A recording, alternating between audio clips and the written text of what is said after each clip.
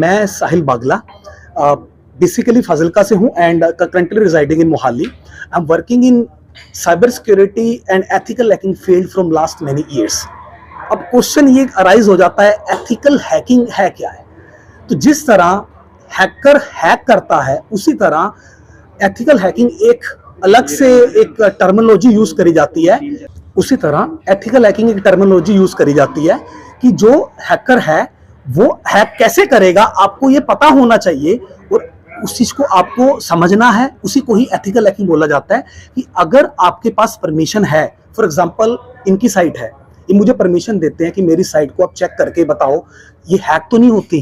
तो जब ये मुझे परमिशन दे देते हैं और अगर मैं उस वेबसाइट पे अटेम्प्ट लगाकर देख रहा हूं, that is called ethical hacking. Hacking with permission from the authorised person, that is called ethical hacking. और बेसिकली जो मैंने पहली बुक लिखी है जो डिजिटल कोप, जो कि 2015 में मैंने लॉन्च करी, वो मैंने एज अ कोथर लिखी। ये मेरी करंट बुक है, that is in WordPress security और he is mister Inderpreet and इन्होंने इस पे बुक का फॉरवर्डर लिखा। He is also working into ethical hacking and working with like top MNC. और बेसिकली वर्डप्रेस क्या है? इंटरनेट जो चल रहा है, हम इंटरनेट देख रहे हैं, उसमें हम लोग मोबाइल ऑपरेट कर रहे हैं, पर मोबाइल ऑपरेट क्या करते हैं हम? या तो ऐप ऑपरेट करते हैं या वेबसाइट ऑपरेट करते हैं। अब बात आ जाती है वेबसाइट की। 50% तक की वेबसाइट जो भी चल रही हैं वो सारी की सारी वर्डप्रेस का इस्तेमाल करते हुए चल रही हैं। वर्डप्रेस एक सॉफ्टवेयर है जो कि ब्लॉग बनाने के शुरुआत में काम आता था, बाद में उसको वेबसाइट बनाने में, पोर्टफोलियो बनाने में हम लोग इस्तेमाल करने लगे। He is basically social activist from Fazilka. ये लाइक मैंने इन्हीं के हाथ से बुक का आज लॉन्च करवाने के लिए मैंने सर को इन्वाइट करा है। और अब वर्डप्रेस के बारे में बात करते हैं। सारी की सारी साइट वर्डप्रेस में चल रही हैं। अब होता क्या है, अगर ये साइट सिक्योर ना करी जाए प्रॉपरली, सही तरीके से, जिसने वेबसाइट बनाई है उसको इतना कॉन्फिडेंस हो जाता है ना। बेसिकली वर्डप्रेस में एक सॉफ्टवेयर है, तो जो इसे ऑपरेट करता है उसको ये कॉन्फिडेंस हो जाता है कि भाई मैं तो वेबसाइट बनाना सीख गया, मेरे को तो कोड की जरूरत ही नहीं पड़ी। तो उसको लगता है कि सिक्योरिटी भी लगाने की जरूरत नहीं है। उसी वजह से ना तो वो यूजर नेम पासवर्ड के बाद ओटीपी वाला मेथड ऑन करते हैं और ना ही वर्डप्रेस में बाय डिफॉल्ट अवेलेबल है कि आप ओटीपी आपके मोबाइल पे आएगा या आप गूगल ऑथेंटिकेटर ऐप यूज करते हो ओटीपी मोबाइल से डालोगे। कुछ भी ऐसा अवेलेबल नहीं है, वो होगा प्लगइन के थ्रू अवेलेबल। अब बात आ जाती है प्लगइन। प्लगइन क्या है? प्लगइन एक एड ऑन है।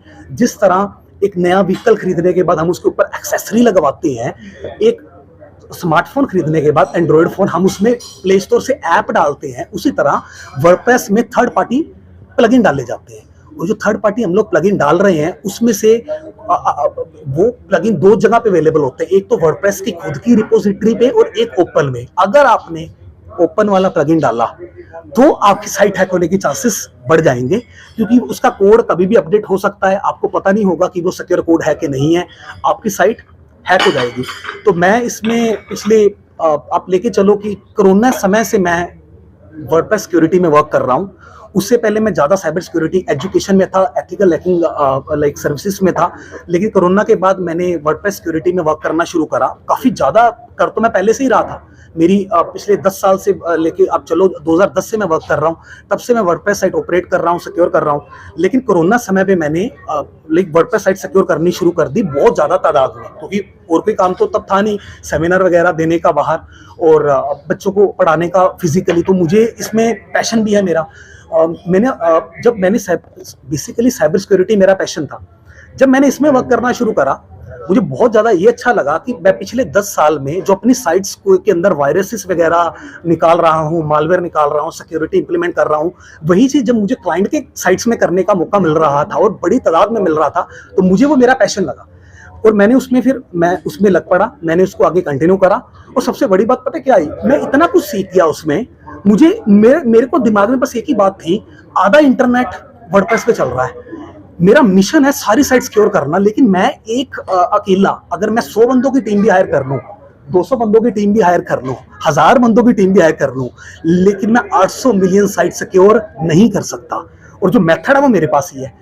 ऐसा है और लोगों के पास भी, लेकिन जो मेरी नॉलेज है, जो मैंने मेथड्स इसमें ढूंढे हैं, जो मेरी पकड़ है, वो मेरे पास मैंने जो है, मैं उसको अपने पास रखना नहीं चाहता था। मैंने सारी की सारी उसको बुक के अंदर अपनी रिसर्च के साथ एक एक वर्ड को एक एक दिन एनालाइज करके एक एक चैप्टर को एनालाइज करके मैंने डाल दी। और मैंने ये बुक इसलिए लिखी है, जो भी नॉमिनल कॉस्ट पे अवेलेबल है अमेजन पे, फ्लिपकार्ट पे, और आते ही ये बेस्ट सेलर अमेजन की लिस्ट में लाइक टॉप रैंक पे ही चल रही है। रैंक वेरी करता है, कभी 5वां रैंक रहता है, कभी चौथा रहता है, कभी पहला रहता है, तो रैंक वेरी करता है। अपनी कैटेगरी में टॉप रैंक पे चल रही है। और सबसे बड़ी बात जिस बुक की मैं लास्ट में बताना चाहूँगा, वर्डप्रेस में और बुक्स बहुत लिखी गई हैं, पर मुझे नहीं लगता उनमें से किसी ने भी वर्डप्रेस से परमिशन लेके लिखी होगी, लाइसेंस लेके लिखी होगी। मैंने वर्डप्रेस से, बिकॉज वर्डप्रेस मेरा ब्रांड नेम तो नहीं है, ऑर्गेनाइजेशन का ब्रांड नेम है ऑटोमेटिक का, और उन्होंने ओपन आगे इसको ओपन सोर्स करा हुआ है। तो मैंने wordpress.org से जो उनका जो ट्रेडमार्क उनका मैनेज करता है, उनसे परमिशन लेकर, उनसे लाइसेंस लेकर, नाम इवन की सब नेम जिसका मैंने एक नेम के नीचे जो सब नेम लिखा है वो तक मैंने उनसे फाइनल करवाया है। और एज ए इंडिपेंडेंट कंट्रीब्यूटर ये बुक मैंने अपनी तरफ से लिखी है, वर्डप्रेस से सिर्फ परमिशन लेकर लिखी है। हाँ जी। कितना टाइम लगा ये बुक लिखने में? Ma'am approximately 1 year. और कौन सी लैंग्वेजेस में है? मैम इसमें लैंग्वेजेस जो अभी है वो सिर्फ मैं इंग्लिश में ही अवेलेबिलिटी दे रहा हूँ, क्योंकि इंडिया में जो वर्डप्रेस चल रहा है वो इंग्लिश के अंदर ही चल रहा है। जो दूसरी कंट्रीज हैं वहाँ पे वर्डप्रेस अलग अलग लैंग्वेजेस में भी अवेलेबल है, लेकिन अभी मैं रिस्पॉन्स देखूंगा और अपने समय के अनुसार मैं इसको उस लैंग्वेज के अंदर भी ट्रांसलेट करने की कोशिश करूंगा, जो कि इंग्लिश के बाद वाइडली यूज्ड वर्डप्रेस के अंदर है, स्पोकन नहीं है, जो वर्डप्रेस के अंदर है। तो नॉर्मली ये प्रॉब्लम वर्डप्रेस में ही आ रही है या फिर आम लोगों को भी आती है? मैम साइबर क्राइम तो हर जगह हो रहा है। आप अभी मेरे से बात कर रहे हो तो अगर आपको अभी मेरे सामने ही कॉल आती है, आपको कन्विंस करा जाता है कि आपको ये ऑफर है आपके लिए, अगर आप समझदार हो, टेक्निकल हो, आप तो बच जाओगे। लेकिन अपनी यही आपका फ़ोन अगर आपकी फैमिली पिक कर लेती है, जिनको नहीं पता है, आप बिलीव नहीं करोगे, फ़ोन पे ही आपको कन्विंस कर लिया जाता है ओटीपी देने के लिए। कई बार आपको ये लगता है मैं तो इतना समझदार हूँ, मैं तो टेक्निकल हूँ, मैं तो ओटीपी शेयर करूंगा ही नहीं, कुछ भी हो जाए। आप बिलीव नहीं करोगे, मेरा लाइव एग्जांपल मैंने ऐसे देखे हैं। बेसिकली फोन पे ही हिप्नोटाइज कर लिया जाता है। अब ये ऐसा वर्ड है जो आप बहुत बड़ा वर्ड बोल रहा हूँ, इसके लिए मैं थर्ड बुक भी लिख रहा हूँ। तो उसमें क्या है कि हिप्नोटाइज किस वे में, जब फोन, अब मैं आपसे बात कर रहा हूँ, मैं लगातार बात कर रहा हूँ, उसमें क्या होता है, जो जर्नलिस्ट है वो तो क्वेश्चन पूछ सकता है, लेकिन जो आम इंसान है ना, उसके पास क्वेश्चन पूछने की हम लोग बोलने वाले लोग क्षमता ही नहीं रखते। तो जब फोन पे आपको साइबर फ्रॉडस्टर फोन करते हैं तो वो आपको मौका ही नहीं देते सोचने का। आपको इतना फोन पे लगातार बरगलाया जाता है, कन्विंस करा जाता है, आप कन्विंस हो जाते हो, कहीं ना कहीं आप टेलीफोनिकली हिप्नोटाइज हो जाते हो, आप ओटीपी शेयर कर लेते हो। और उसी तरह अगर आपने वर्डप्रेस में वेबसाइट बना रखी है, उसे सिक्योर नहीं करा है, अगर उसका ओटीपी वाला मेथड ऑन करा हुआ है और वही ओटीपी आप एंड ऑफ द डे फिर ऐसे शेयर कर लेते हो, तो भी आप हैक हो जाओगे, आपकी वेबसाइट हैक हो जाएगी। और हैकिंग बहुत ज़्यादा तादाद में बढ़ रही है। जितनी टेक्नोलॉजी आगे बढ़ेगी, हैकिंग भी उतनी बढ़ेगी। हम चाहे से रोक नहीं सकते। Hacking is equivalent to thief. मतलब अगर कुछ आप हम कहते हैं कि पुलिस काम नहीं कर रही, ऐसा नहीं है, पुलिस अपना काम कर रही है, लेकिन आप एक इंसान की फितरत को कैसे पहचान सकते हो? सेम एज दैट, जिसने साइट हैक करनी है, जिस दिन साइट लॉन्च होती है उसी दिन से अटैक लगते हैं। मैंने पहले चैप्टर, सेकंड चैप्टर के अंदर ही मेंशन करा है कि जिस दिन आप साइट लॉन्च करते हो उसी दिन ही अटैक होने शुरू हो जाते हैं। तो आप ये लेके चलो कि अगर आपने साइट सिक्योर नहीं करी, अपने आप को साइबर सिक्योरिटी से रूबरू नहीं करा, आप हैक होने वाले हैं। तो आपको बचाना है। बचाने के लिए मैंने अपना जो मेरा मिशन है कि मैं एक छोटे से टाउन से बिलोंग करता हुआ जब मैं चंडीगढ़ आया था, तो मेरा एक ही मोटिव था कि मुझे कुछ समाज के लिए करना है, अपने प्रदेश के लिए करना है। तो मैंने पहली बुक साइबर सिक्योरिटी पे लिखी, सेकंड मैंने लिखी वर्डप्रेस पे, जो कि 800 मिलियन साइट्स को टारगेट कर रही है कि अगर वो सभी परचेज करते हैं तो वो साथ के साथ एक नॉमिनल कॉस्ट पे इस नॉलेज के थ्रू अपनी साइट सिक्योर कर सकते हैं। और मुझे पता है कि आपके मन में क्वेश्चन भी होगा कि आप ये नॉलेज फ्री क्यों नहीं दे देते। फ्री नॉलेज की वैल्यू रहती है, ऐसा नहीं कि नहीं रहती। मैं किंडल पे प्रमोशन लगा दूंगा, 1 मंथ की प्रमोशन मैं लगाने वाला हूँ, आप उस पर फ्री परचेज करो। और कहीं ना कहीं अगर नॉलेज, चाहे कोई गुरु भी है, अगर वो बगैर थोड़ी सी फीस चार्ज करे फ्री देता है तो उसकी वैल्यू नहीं रह जाती। तो थोड़ी सी नॉमिनल फीस तो जरूरी भी है, क्योंकि प्रिंटिंग का कॉस्ट है। मुझे कोई स्पॉन्सर नहीं कर रहा है, मैं अपनी basically this book is self publishing. तो जो पब्लिशर हैं उनको जो एक्सपेंस है तो मुझे उसमें भी पे करना ही पड़ता है। तो कहीं ना कहीं तो आपको बुक एक नॉमिनल कॉस्ट पे इजिली अवेलेबल हो जाएगी। कॉमन मैन है वो किस तरह से प्रिकॉशंस ले सकता है अपने कंप्यूटर की या फोन की या हैक ना हो जाए? मैम अभी जो मैं जैसे मेल्स यूज करते हैं हम सब या कुछ। फिर आजकल इंस्टाग्राम फेसबुक इतना कुछ आ गया है, तो किस तरह से प्रिकॉशंस ली जा सकती है? जो आपने अभी लाइक क्वेश्चन रखा है कि हम लोग अपने आप को हैक होने से कैसे बचा सकते हैं, वो उस क्वेश्चन का आंसर वैसे तो मेरी फर्स्ट बुक में है, सेकंड बुक में मैंने थोड़ा बहुत कवर करा है, लेकिन मैं आपको कुछ पॉइंट्स दूंगा जो मैंने बुक में भी मेंशन करे हैं और इम्पोर्टेंट भी है। सबसे पहली बात, जो भी सॉफ्टवेयर का इस्तेमाल कर रहे हो उसको अपडेट करो, चाहे वर्डप्रेस है, चाहे स्मार्टफोन का सॉफ्टवेयर है, चाहे आप कोई प्लगइन इंस्टॉल कर रहे हो उसको अपडेट रखो रेगुलर। ये मिथ मत लेके चलो कि अपडेट नहीं करना है चल जाएगा।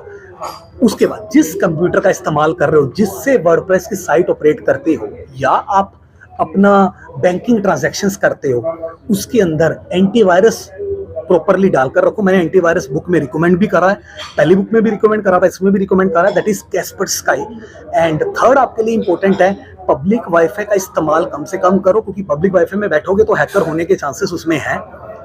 और आप अगर पब्लिक वाईफाई में बैठे हो, चाहे आप बैंकिंग ट्रांजैक्शन कर रहे हो, अनसेफ हैं, आप अपनी वेबसाइट ऑपरेट कर रहे हो पब्लिक वाईफाई में बैठकर, वर्डप्रेस की अनसेफ है, तो आप कुछ भी करते हो पब्लिक वाईफाई में बैठकर अनसेफ रहेगा। और जो मेरा इसके बाद वाला पॉइंट है वो सबसे इंपॉर्टेंट है, साइबर सिक्योरिटी डिफिकल्ट चीज नहीं है। थोड़ा सा आपको जो भी आप इस्तेमाल कर रहे हो, जो भी एप्लीकेशन इस्तेमाल कर रहे हो, उसकी सेटिंग्स में जरूर जाओ। सिक्योरिटी का वहाँ पे फीचर है जिसमें 2 step verification, 2 factor authentication available है, जो कि मोबाइल पे ओटीपी भेजेगा। अब बात आ जाती है, सर ओटीपी अगर मोबाइल के पे आ रहा है तो क्या हम हैक नहीं होंगे? वहाँ पे अगर सोशल इंजीनियरिंग हो गई, सोशल इंजीनियरिंग में क्या होता है? Human error. मैं एक इंसान हूँ, मैं बहुत बिजी रहता हूँ, मेरे को फ़ोन पे कॉल आती है, अगर मैंने ध्यान से फ़ोन नंबर नहीं चेक करा, मुझे कन्विंस करा जाता है कि मैं आपके ऑफिस से बात कर रहा हूँ या कर रही हूँ, या आपका ये वाला प्रोसेस है। तो अगर मैं उनकी बातों में आ जाता हूँ या कोई मुझे ऑफर देता है, अगर मैं ओटीपी शेयर कर लेता हूँ तो मैं हैक होने के मेरे चांसेस 100% रहेंगे ही रहेंगे। तो ये कुछ मैंने आपको टिप्स दिए हैं, बाकी टिप्स मैंने बुक्स में मेंशन करे हुए हैं। आप प्लीज़ बुक को एक बार एक पढ़ो और रिकमेंड यही करें। तो आपको क्या लगता है कौन से एंटीवायरस बेटर है? क्योंकि आजकल तो बहुत सी कंपनीज के मैम एंटीवायरस आ पता रहे क्या है, एंटीवायरस बहुत एग्जिस्ट करते हैं। मैं किसी स्पेसिफिक एंटीवायरस को मैं नाम अगर मैं ये कहता हूँ ये अच्छा है, ये तो मैं कहना मुझे अच्छा भी लगेगा पब्लिकली, मैं किसी एंटीवायरस को क्रिटिसाइज नहीं कर सकता। क्यों? आप जो भी यूज कर रहे हो, आपको गूगल पे जाकर सिर्फ इतना टाइप करना है टॉप 10 एंटीवायरस लिस्ट, आपको लिस्ट मिलेगी। आप खुद थोड़ी सी रिसर्च करोगे। मैं खुद कैस्परस्काई यूज करता हूँ और मैं कैस्परस्काई को रिकमेंड करता हूँ। पहली बुक में भी मैंने रिकमेंड करा, इस बुक में भी मैं रिकमेंड कर रहा हूँ। बात आती क्विक हील की, इंडिया का एंटीवायरस है, हमें मेड इन इंडिया सपोर्ट करना चाहिए। तो मेरे कुछ नए जो कंप्यूटर्स मैंने ऑफिस में मेरे पड़े हुए हैं, तो उनमें मैंने क्विक हील भी डाला हुआ है, ताकि मैं इस नए एंटीवायरस के साथ जितना ज़्यादा रूबरू होऊंगा, हो सकता है मैं आने वाली नई बुक के अंदर मेड इन इंडिया एंटीवायरस को रिकमेंड करूँ। ऑनलाइन बहुत से एंटीवायरस। लास्ट क्वेश्चन, फोटो कितने एक मिनट दोबारा कर ली। अच्छा कर। ऑनलाइन एंटीवायरस जो आते हैं कि फ्री ऑफ कॉस्ट है, उनके बारे में क्या कहना चाहोगे? Basically ma'am online antivirus exist नहीं करते, वो फ्री ऑफ एंटीवायरस जो वो तो पीसी में डाउनलोड करना ही पड़ेगा। ऑनलाइन वेबसाइट एग्जिस्ट करती हैं जो कि एंटीवायरस स्कैनर होती है। आपके पास कोई फाइल आई, मान लेते हैं किसी ने आपको फाइल सेंड करी कि सर ये मेरी फोटोग्राफ है, ये अपनी वर्डप्रेस की साइट पे अपलोड कर दो। अब आपको क्या पता फाइल की एक्सटेंशन क्या है, आपने तो चेक ही नहीं करी ध्यान से। आप क्या करोगे, आप उनको साथ के साथ ही उस फाइल को अपनी साइट पे अपलोड करोगे। अगर उसमें वायरस हुआ तो आप हैक हो जाओगे। पीसी में पड़ा एंटीवायरस होगा तो बचा लेगा। अगर आपको पीसी में पड़े हुए एंटीवायरस पे विश्वास नहीं है, तो आप ऑनलाइन एंटीवायरस स्कैनर जो अवेलेबल है, जैसे वायरस टोटल साइट है, एक नाम अच्छा है, मतलब याद भी रहता है सबको, ज्योति मालवेयर स्कैनर, वहाँ पे अपलोड करोगे तो आप ये देख सकते हो उस फाइल में वायरस है कि नहीं है। और कम से कम 10-15 एंटीवायरस स्कैन करेंगे।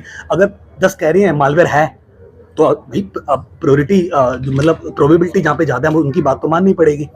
11वां कह रहा नहीं है, तो आप फिर भी 10 की बात तो मानोगे कि मालवेयर है उस फाइल में, हमें अपनी वेबसाइट में अपलोड नहीं करना है, हमें अपने पीसी में वो फाइल रन नहीं करनी है। विदाउट रन करे आप डायरेक्ट उस साइट पे अपलोड करके स्कैन कर सकते हो उस फाइल को।